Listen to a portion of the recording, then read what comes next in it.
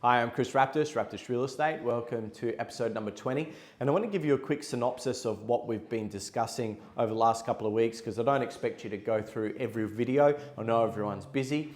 And we've really been talking about strategies for 2025 and doing a health check on your property, whether you're a landlord, first home buyer, investor or seasoned investor, or even a seller that's thinking about selling or is currently selling on the marketplace and considering what to do next because they haven't achieved the result that they have wanted, which is ultimately what us real estate agents want, is the best results for our clients. As we know that the best form of advertising is word of mouth, and that way you refer us to your friends and family and colleagues. So that being said, I think the three major points are, and number one is getting a health check as far as your interest rate goes, is competitiveness in the marketplace. There's a lot of liquidity, there's a lot of property out there, and the banks really need to be competitive. If they're not, I've saved my clients a lot of money over the years where they've literally done a health check, found a better rate,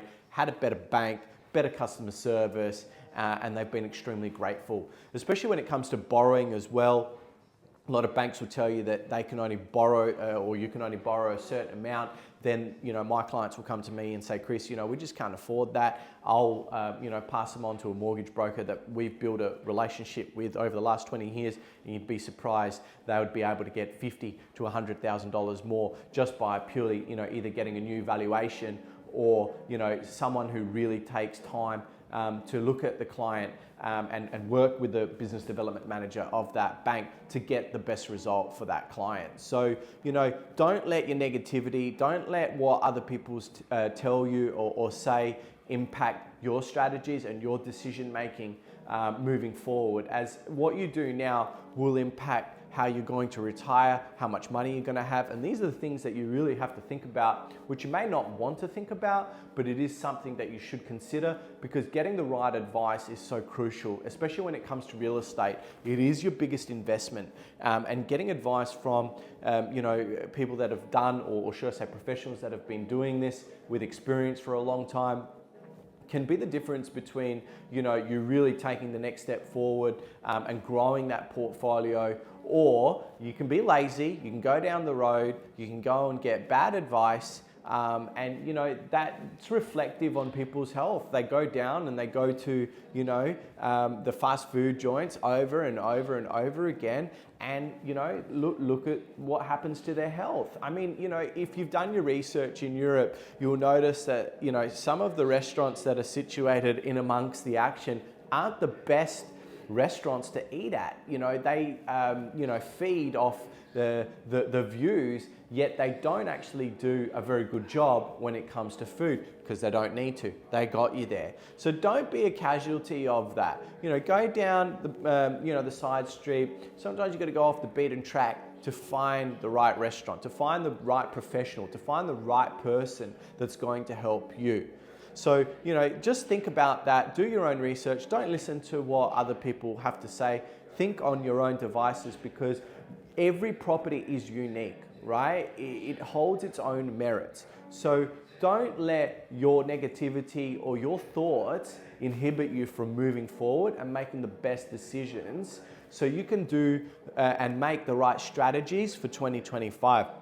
And we've gone through that over the last couple of weeks. We've talked about seller strategies, we've talked about landlord strategies, how you can have an edge in the marketplace so you can get the best price for your property. So, you don't have to worry about it while you're living your normal everyday life. That's why you pay a professional like me to manage your property, to make sure that it's in good hands, and that we do the very best that we can do in the current marketplace. Again, Adelaide, strong performing city. It's one of the strongest performing cities in Australia. That's why we're seeing so many migrants or immigration coming into Adelaide, because it's a strong performing city. The average home sale price has increased. Units have outperformed homes. So, you can get an average home now for $800,000, whereas you're looking in other eastern seaboard cities, you're well over $1 million. And the repayments on the difference in price, it does affect your everyday Australians. So that being said, do a health check, and those points that I've been hammering home to you over the last couple of weeks of 5% plus GST for management, for property management, and I thank those landlords that have taken me up on that offer. They're extremely happy. They're getting paid fortnightly, not monthly, and they're getting more rent for their property. Not only that, I question you to look at your sales agent. How much are you actually paying? 1% plus GST. If every agent in Adelaide was charging that, how would the big franchises, how would the big companies compete? Would they?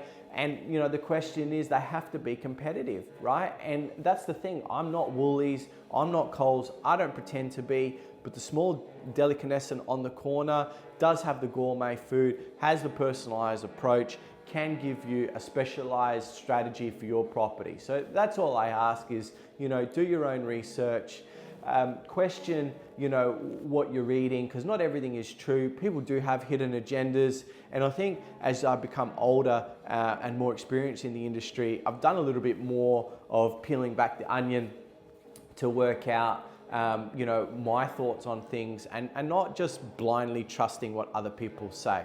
So that being said, let's be positive. Again, get amongst it. March is a great month. The weather's great. There's a lot of things happening with the Fringe, WOME Adelaide. I'm personally biased. It's my birthday month. I love March. So be happy, be positive, and I look forward to seeing you on the next episode. Thanks for watching. Like and retweet. It helps with the algorithm. Really appreciate it. Have a great day.